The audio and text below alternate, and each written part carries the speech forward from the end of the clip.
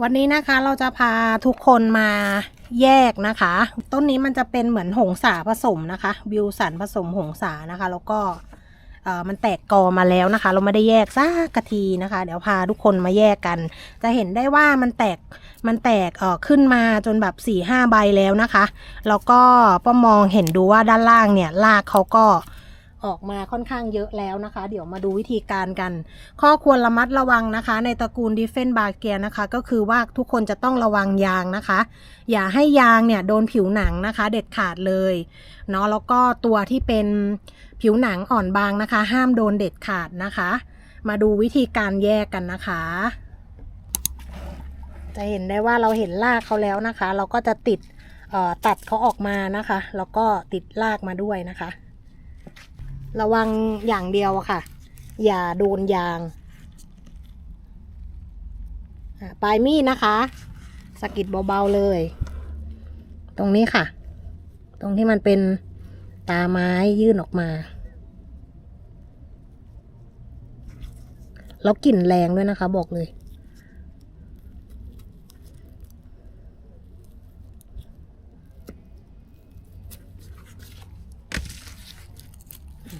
โยกเบาๆนะคะ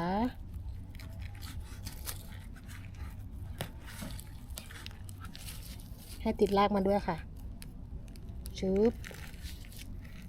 นี่นะคะได้รากมาด้วยแล้วลายดีมากค่ะต้นนี้สวยมากด่างทุกใบด่างสเตียด้วยนะคะดูอันนี้ใบเปิดใหม่ล่าสุดด่างดีด่างสวยมากค่ะ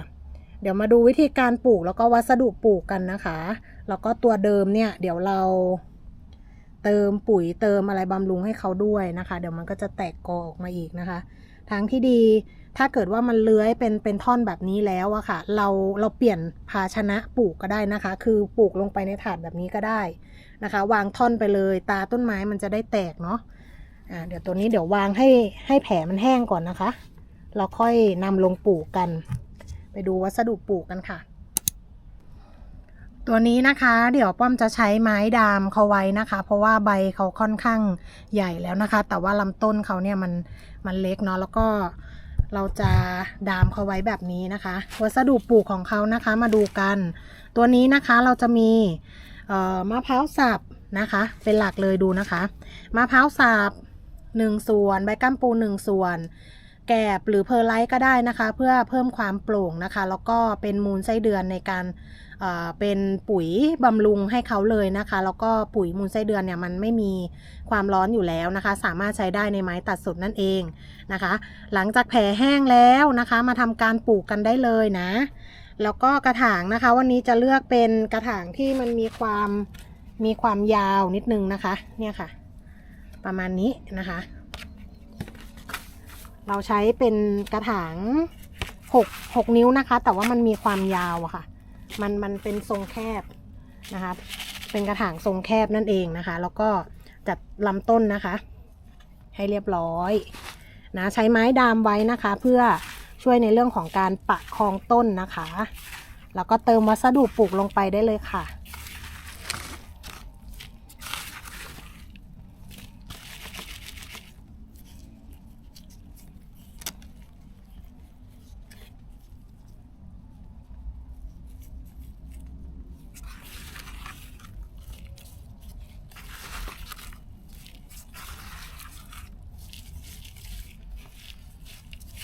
กดขอบกระถาง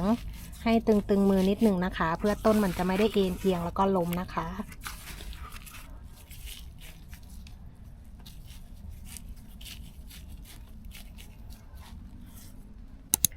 เสร็จเรียบร้อยนะคะนี่ค่ะปลูกเสร็จเรียบร้อยแล้วนะคะมาดูวิธีการดูแลกันนะคะต้นนี้เดี๋ยวเราจะรดน้ำให้ชุ่มนะคะนี่ค่ะรดน้ำให้ชุ่มเลยแล้วก็วางไว้ในร่มลำไรก่อนนะคะ